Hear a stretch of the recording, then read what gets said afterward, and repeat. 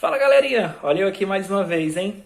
Cara, esse conteúdo sem dúvida é um dos melhores. Se a gente for listar aqui 5 acontecimentos históricos da humanidade, eu particularmente listaria o período da Guerra Fria como um dos mais importantes. E por que eu listo como um dos mais importantes? Justamente pelas transformações culturais, econômicas, políticas, ideológicas, entre vários fatores que essa Guerra Fria proporcionou, beleza? Vamos relembrar um pouquinho a Segunda Guerra Mundial.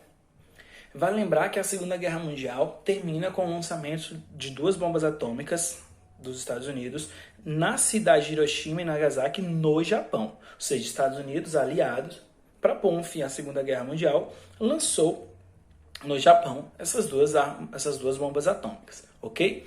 Pondo um fim ao embate. Após a Segunda Guerra Mundial, então a guerra terminando em 1945, logo após isso surgem então as 2 grandes potências após a Segunda Guerra Mundial, que é justamente os Estados Unidos, e vale relembrar, o palco dos conflitos foram basicamente a Europa, principalmente a Europa, a Ásia, parte da África, se a gente for analisar a América, o Havaí, Pearl Harbor, que seria ali um território americano, e só. Ou seja, os Estados Unidos não teve a necessidade de se reconstruir como a Europa teve, como o Japão, entre outros países, teve que se reconstruir. Do outro lado, a União Soviética, ou conhecida como URSS, União das Repúblicas Socialistas Soviética. Vale então lembrar que a União Soviética ela não era apenas um país, não era apenas uma nação. Eram então várias repúblicas que faziam parte dessa composição, além dos países autônomos, ou seja, aqueles países que adotaram o sistema socialista, mas que não necessariamente pertenciam à União Soviética, como era o caso de Cuba, beleza? O que a gente tem que entender, gente? Essas 2 grandes potências, ao término da Segunda Guerra Mundial e a elas saírem dessa guerra como 2 grandes potências, elas vão agora começar um novo conflito. Só que vale relembrar como terminou a Segunda Guerra Mundial. Com as 2 armas nucleares, com as armas nucleares em si, as 2 bombas atômicas em Hiroshima e Nagasaki. Então iniciar uma outra guerra era decretar o fim do mundo, beleza? Por isso o nome Guerra Fria. Essas 2 grandes potências, Estados Unidos e União Soviética da época, eles não entraram em um embate militar. Por isso o termo Guerra Fria, porque não houve um embate militar direto, volto a repetir, direto entre eles. Então, Estados Unidos e União Soviética não chegaram a entrar em um embate militar, apesar de termos um momento histórico que chegou bem próximo disso, que é justamente a chamada crise dos mísseis, onde a União Soviética instalou uma base militar em Cuba com alguns mísseis, mas não chegou de fato a pôr em prática aquilo que eles pretendiam, se é que pretendiam alguma coisa em si. Pelo que tudo indica, foi uma forma de fato de ameaçar os Estados Unidos, tanto que os Estados Unidos, no acordo que tivemos para decretar esse fim da crise dos mísseis, foi que os Estados Unidos retirassem algumas das suas bases da Itália e da Turquia.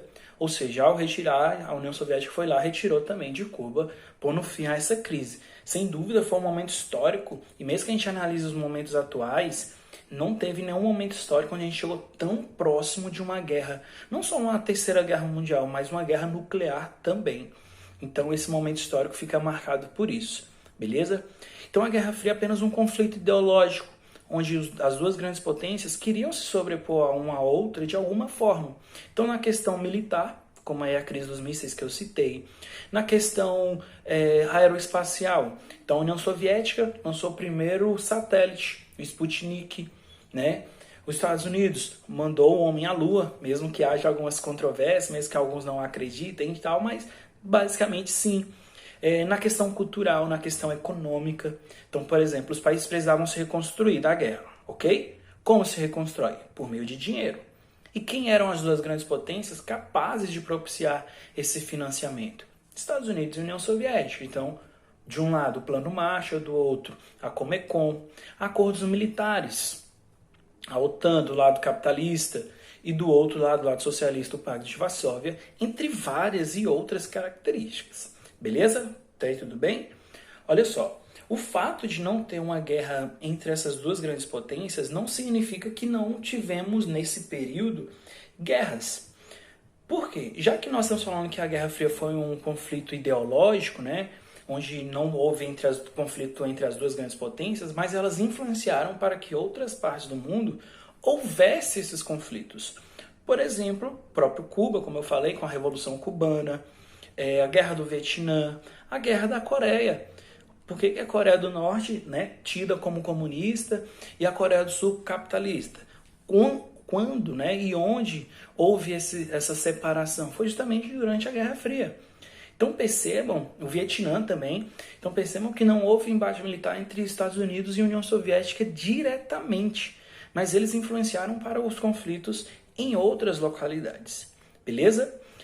Óbvio que essa corrida de buscar um ser sempre melhor do que o outro fez com que a União Soviética, principalmente, entrasse em um declínio econômico gigantesco. E aí que entra a década de 80. A década de 1980 é justamente, como posso colocar para vocês, o início do fim da Guerra Fria. Por quê? Imaginemos uma corrida e a União Soviética não conseguiu manter o ritmo desse crescimento. Ou seja, o lado soviético, por exemplo, a Europa Oriental, é ainda uma região bem pobre. Ou seja, não conseguiu alcançar o ritmo do capitalismo. E aí que a gente entra para 3 momentos históricos importantes. Atenção! 1989, queda do Muro de Berlim. A queda do Muro de Berlim representa justamente a insatisfação popular em relação ao lado oriental, em relação à União Soviética. Por isso a queda do Muro de Berlim. Beleza? 1990, percebam que vai ser uma linha cronológica. 1990, a Alemanha, que havia se separado em Alemanha Oriental e Alemanha Ocidental, ela se reunifica, justamente mostrando que a União Soviética está perdendo força nesse momento histórico.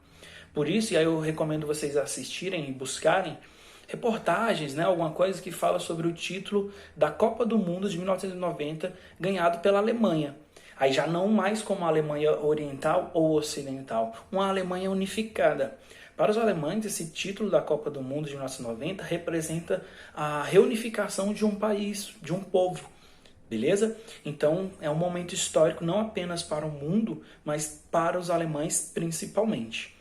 E aí vem 1991. Essa União Soviética ela perde muita força, ela começa, algumas dessas repúblicas que pertenciam à União Soviética, buscar sua independência, contestar as decisões de Moscou, que era, sem dúvida, o centro das decisões da União Soviética. E aí, quando chega em 1991, sendo mais específico, em dezembro de 1991, a União Soviética se desfaz. Ela chega ao seu fim, e aí a União Soviética, as repúblicas, várias começam a buscar sua independência, sua autonomia. Rússia volta a se chamar de Rússia, então não mais União Soviética, Rússia, Ucrânia, entre outros países. E claro que essa desfragmentação da União Soviética também provocou vários conflitos, principalmente na Europa, pois algumas nações e povos, né, grupos étnicos, começaram a entrar em conflitos em si. Beleza? Então, gente, na próxima aula eu volto justamente para falar da regionalização do período da Guerra Fria. Mas vale lembrar, então, dessas características. Beleza? Até mais, fique com Deus.